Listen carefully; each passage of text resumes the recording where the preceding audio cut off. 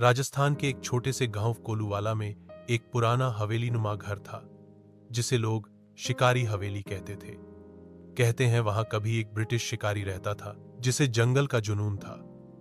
लेकिन उसका सबसे बड़ा शौक था तेंदुए की आंखें इकट्ठा करना।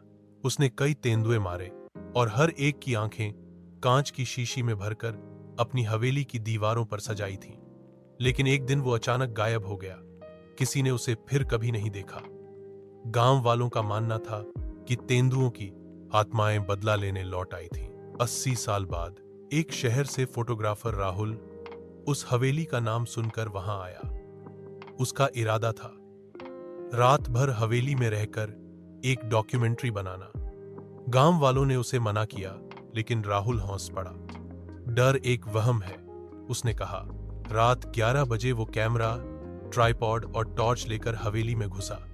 दीवारों पर धूल और जाले थे, लेकिन सबसे अजीब बात थी सैकड़ों कांच की शीशियां जिनमें कुछ धुंधली पीली आंखें तैर रही थीं। जैसे ही उसने कैमरा चालू किया, हवा एकदम थम गई। एक खिड़की अपने आप बंद हो गई। फिर अचानक एक आवाज आई, आंखें लौटा दो। राहुल चौंका। वो पलटा, लेकिन पीछे कोई नहीं था। फिर कैमरे में उसने देखा दीवार की एक शीशी से एक तेंदुए की आंख घूमकर सीधी कैमरे की लेंस में देख रही थी। अगले कुछ मिनटों में कैमरा बंद हो गया। बिजली चली गई, टॉर्च झपकने लगी और फिर उसे चारों तरफ चमकती हुई पीली आंखें दिखने लगी, जैसे कोई उसे घेरे हुए हो।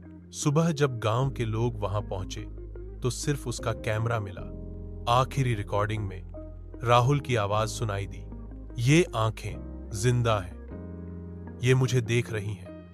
हर बार जब मैं पलटता हूं, एक और पास आ जाती है और फिर एक गरजती दहाड़ और सब कुछ काला। उस दिन के बाद कोई उस हवेली के पास नहीं गया, लेकिन हर अमावस की रात हवेली की दीवारों से पीली आंखों की रोशनी बाहर आती है, जैसे कोई अब भी देख रहा हो। अगला शिकार कौन है?